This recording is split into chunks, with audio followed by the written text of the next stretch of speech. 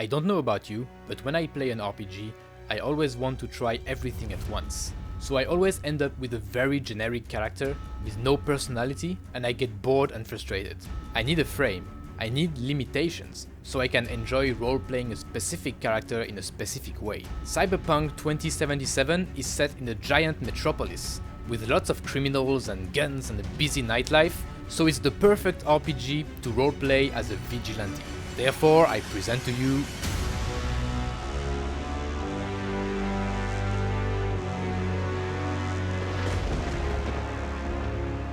Cyberpunk features a fluid class system, where you can customize your own combination of skills and playstyle. Still, the game presents 3 examples of playstyles: the solo, the netrunner, and the techie. As you will see in this video, the Batman build will allow you to use the 3 different playstyles, depending on the situation, just like Batman, who uses a mix of stealth, technology, and to get his point across. And by the way, we don't know everything about Cyberpunk yet, so obviously things might change when the game comes out. In any case, if you have suggestions about this build, please leave them in the comments and we can discuss them together if you want. This build revolves around 3 main concepts: the no-kill policy, the firearms limitations, and the tactical gear.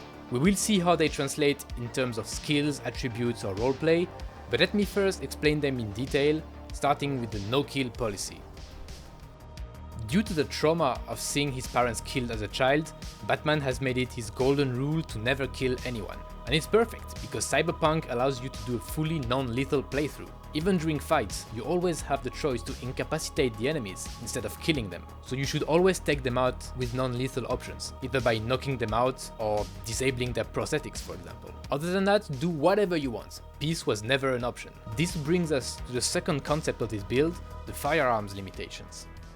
Now, this is the part I'm the most conflicted about. On one hand, Batman never uses firearms, most likely because of the same childhood trauma. On the other hand, why play a first-person shooter if you don't use firearms? Not only would it be boring, it will also be unrealistic. In the world of Cyberpunk, firearms seem to be everywhere, likely due to the cybernetics allowing people to take several shots without suffering permanent damage. In such a world, where the lethality of firearms seems way lower than in our own, I don't think Batman would be so reluctant about using them. And when you think about it, Batman does use specific weapons in specific situations. He uses heavy weapons against monsters, the Batmobile has mounted weapons, and he uses all kinds of gadgets and batarangs. I know, it sounds like I'm just making excuses to let Batman use firearms.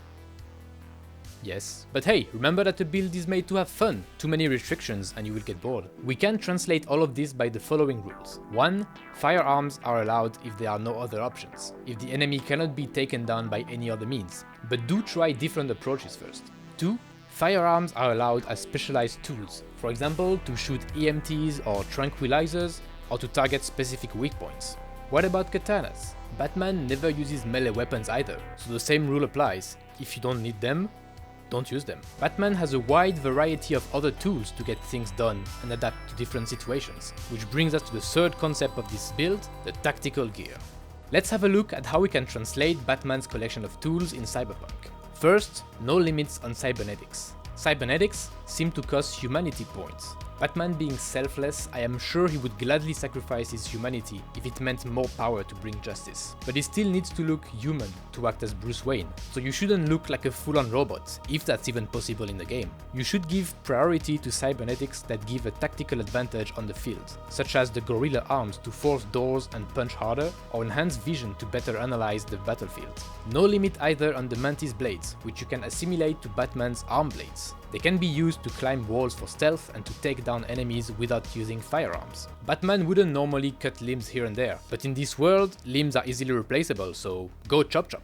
The same applies to grenades. If they can be used in a non-lethal way, they should also be part of your main arsenal. At some point during the game, you will have access to a little pet robot to do things like distract enemies or interact with remote objects. Use it! It looks amazing and it's like having Alfred remotely helping you on the field. How cool is that? Oh, and something we haven't talked about yet, the Batmobile and Batcycle. There seems to be a battle mode on cars, which implies weaponization. If that's the case, we will weaponize the merde out of it. And last but not least, no hacking.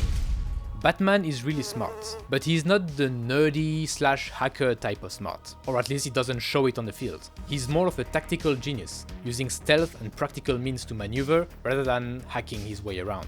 And I don't see Batman hacking people's brains with the neural whip either. It would be more of a Wonder Woman thing. And I'll be honest with you, I hate hacking minigames. Coding is much more complex than find a number and a letter, and it kills the immersion for me. But that's just my opinion, it doesn't matter, let's look at the skills and attributes. Batman being the epitome of muscular fitness, the primary attribute should be body.